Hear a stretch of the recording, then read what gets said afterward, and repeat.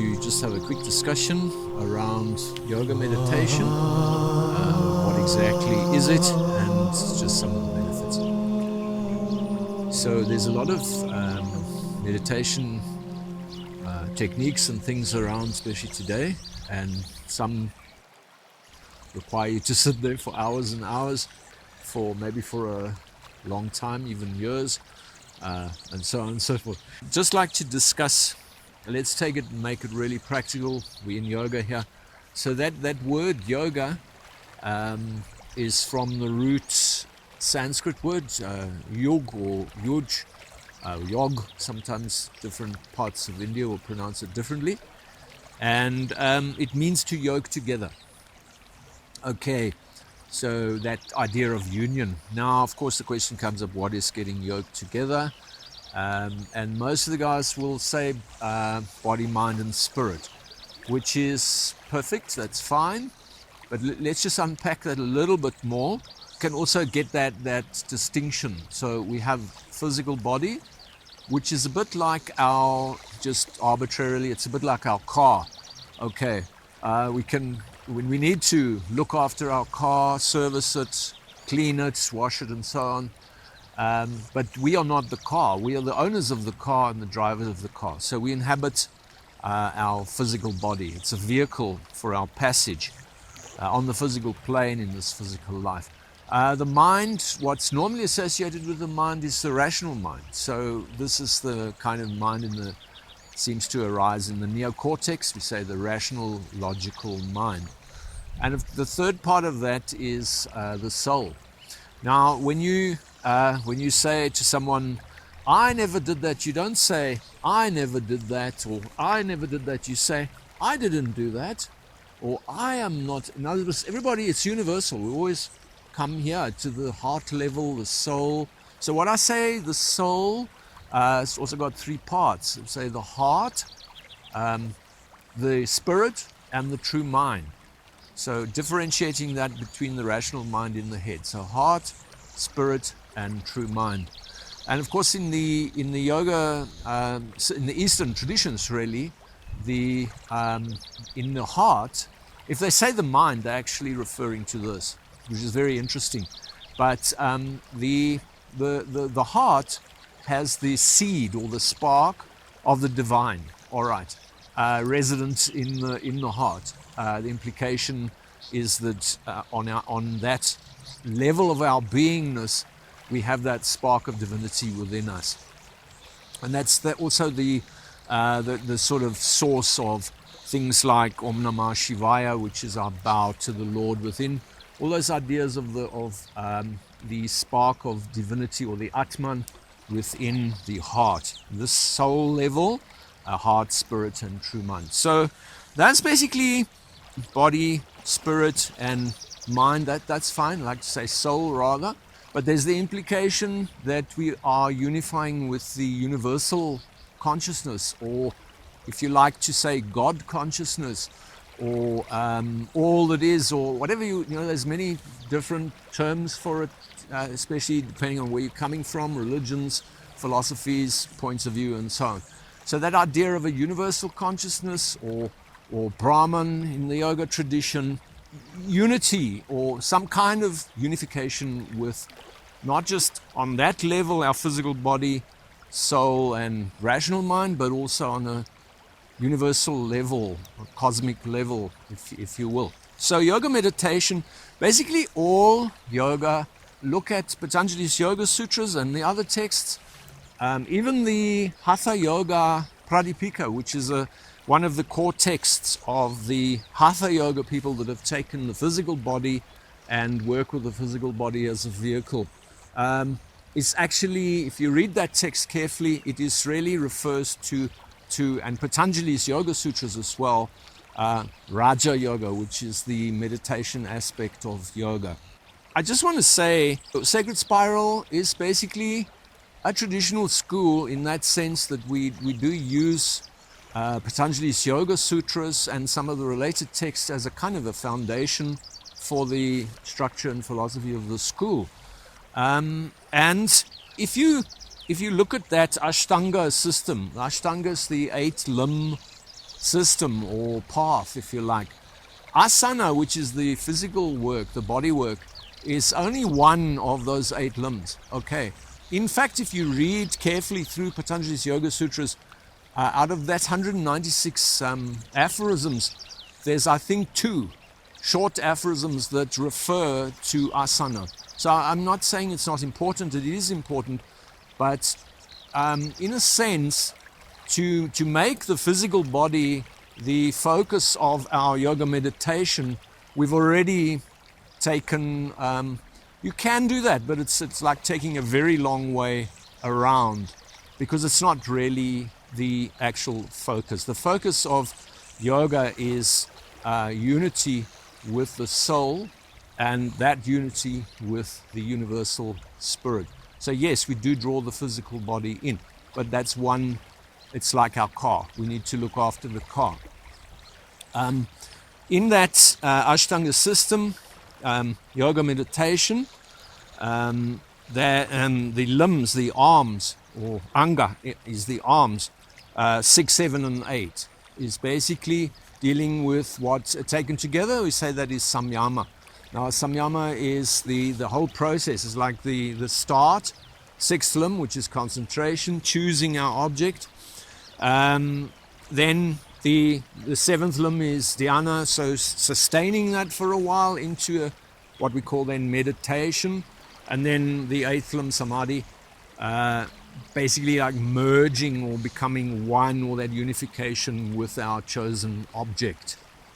Okay, so you can actually see quite clearly from that the whole purpose of yoga, the whole thing with yoga, is the sight of the soul.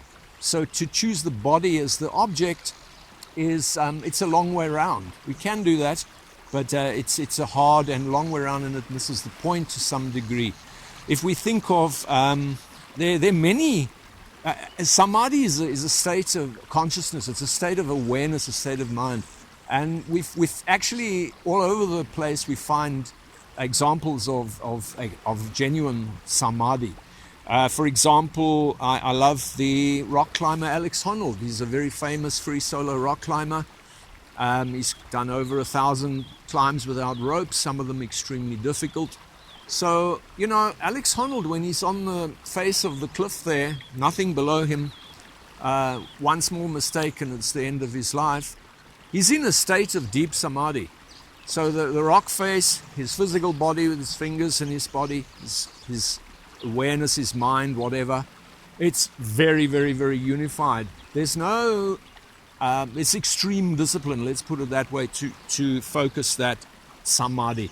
Many sportsmen, also very accomplished sportsmen, world-class sports people, they're in a state of samadhi when they're playing their game. In fact, some of the sports people talk about getting into the zone where everything just flows. A racing car driver, his car, his skill, his track, his mind, everything is incredibly drawn up and focused and merged into that samadhi state. So samadhi for yoga purposes, the sight of the soul is obviously the heart, spirit and true mind, the soul level. We do in yoga have to learn to concentrate. I mean, many people struggle with concentration. The guys, if you've ever tried meditation, you know that the mind jumps around, say that monkey mind, skips around from topic to topic. So ekagrata is the one pointed, or the single focus. We do need to learn to sort of harness our attention and keep it focused. That's the ekagrata. When we're capable of sustaining that, it becomes meditation. That's the 7th limb, and that merging that we've been speaking about, that samadhi merging, is the 8th limb of yoga. It's just what that object is, which is, of course, as we've said, the sight of the soul, the heart, spirit, and true mind. Now, to make that practical, we've of course, the one thing is the yoga practice, which we've got really 3 prime techniques to come in there. The physical body, the asana training is good for training our concentration in body-mind concentration, just like you would train sports or rock climbing or something like that, and to understand how to relax properly. So now we've got the nervous system, we have our mind, and just before we just discuss Shavasana relaxation and Yoga Nidra, which are the two aspects of the yoga relaxation, it's quite important to make that distinction between the rational, logical mind in the head and the mind in the heart. Say that true mind. So scientists have actually recently found actual brain-like cells in the heart, and they call them neurites instead of neurons. So a little brain, 40,000 neurites in the heart, and there's the Heart Math Institute, becoming quite famous now with all their research, and they found that the little brain in the heart can think independently of the rational, logical mind and make decisions independently. So what's going on here? Also see from the yoga philosophy and the knowledge that this is basically when we physically die, the physical body passes away, and the rational mind passes away. So what actually the eternal part of ourselves is the heart, spirit, and true mind, or the soul. So the work of yoga is a lot about reconnecting. We've become very disconnected from our heart and soul in modern life. It's actually been like that for thousands of years, but one way or the other. So it's the knowledge, the art, the science, and the skill of reconnecting with our soul, and actually through yoga meditation. And you can see Shavasana, relaxation, and Yoga Nidra as forms of meditation. Okay, so Shavasana, the corpse pose, that's the one that you see all the guys doing, is really the beginning stages. It's the preparation. It's learning how to relax the body, become still, quiet, deeply relaxed, release the nervous system in the body.